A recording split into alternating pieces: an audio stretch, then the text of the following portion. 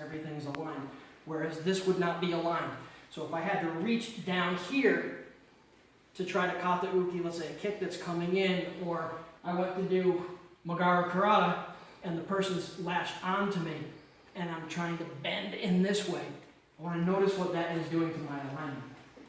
And the goal here is to keep the head over the shoulders, over the hips, over the knees, over the feet. Everything is stacked. Yes? So hands to the hips. Get your rotation. Keep it vertical. And gradually shift it to a Geidan, kata uki. Keeping your spine straight and body aligned.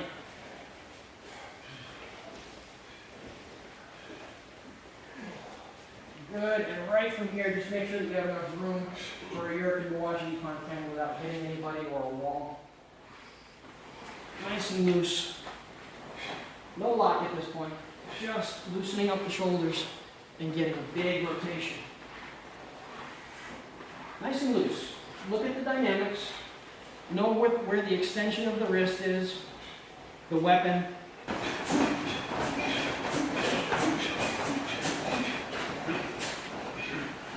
Okay, so while we're focused on rotation, we can also just look at what we're doing with the basics that can apply to everything that we do. Starting slow, keeping it loose, getting the proper form, then adding the tension. If you add the tension first, you're not going to find your mistakes. You're not going to correct the dynamics. You're just going to reinforce them. Yes? Okay.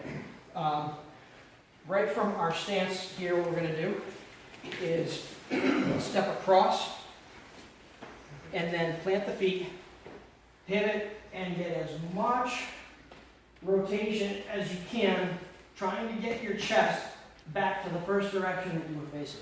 When you unwind it, it's one small step back. Your step is across. This is hard to describe, but most of you can imagine it and feel it from self-defense, that you want to be very stable and at the same time be very mobile. They're kind of contradictory. So you want to be heavy on your feet so that you're not just going to fall over, but you need to be light on your feet so that you can get in and get out, get rotation, and get back and unravel. So it's a balance, it's a fine balance actually, between being stable and being mobile. And get that rotation and turn it, go as far as you can.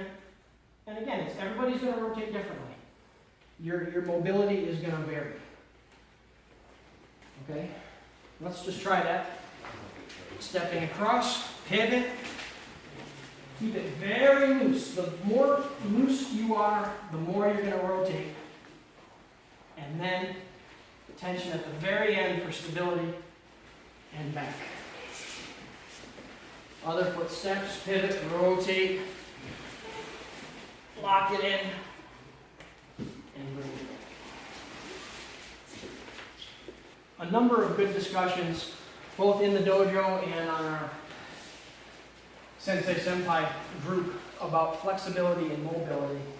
And you've seen over the last couple of years especially, but really all through the Seirenkai years, different warm-ups and exercises infused into our core Taiso, our limbering.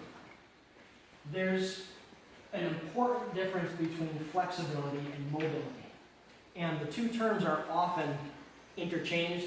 There's a big connection and crossover between the two, but they're distinctly different.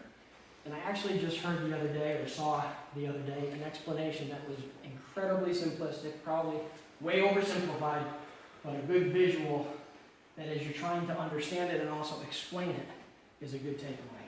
And that is, if you take your finger and passively bring it back, that's your flexibility. Okay? So I'm not that flexible, especially in my joints. That's as far as I can go. Just take your index finger and bring it back. A lot of you can probably get it all the way to your wrist or close to it. Maybe not.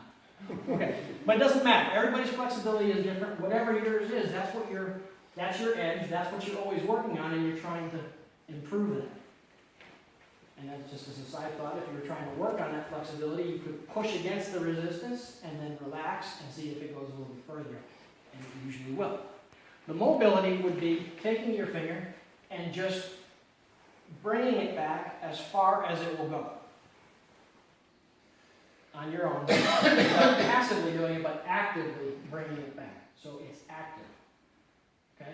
That's the simple metaphor or demonstration of mobility.